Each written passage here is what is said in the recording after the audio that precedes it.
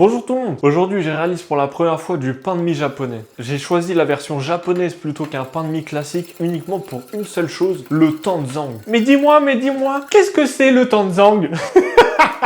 Écoute, petit franfrelin, c'est très simple, le tanzang, c'est comme de la gélatine ou du collagène, mais naturel. C'est juste un mélange d'eau et de farine, c'est le truc que vous avez vu au début de la vidéo, et son utilité, ça va être de conserver un maximum d'humidité à l'intérieur du pain de mie. Tout simplement, c'est pour avoir un maximum de moelleux. Donc ça, c'est dans les grandes lignes, et justement, c'est ça que je voulais vérifier, savoir si, comparé à une brioche ou à des pains au lait que j'ai déjà créés, comparé niveau goût, texture, etc.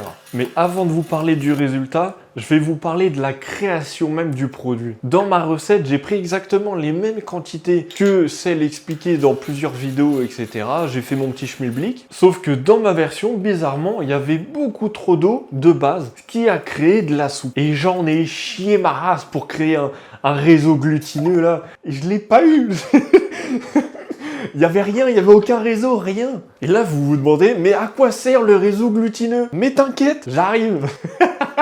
C'est simple, le réseau glutineux, il est là pour avoir un maximum d'air à l'intérieur de votre brioche. C'est ce qui va créer les petits trous. Quand vous coupez une baguette en deux, il y a des petits trous. Et bah, c'est grâce au réseau glutineux, ma couille. Et c'est très important de l'avoir, donc il faut bien avoir soit une bonne recette, ou alors travailler correctement la pâte. Mais ma recette, elle était tellement mauvaise que j'ai sorti une machine des années 90 pour créer un semblant de réseau glutineux. Mais ça a rien fait du tout, j'ai la haine.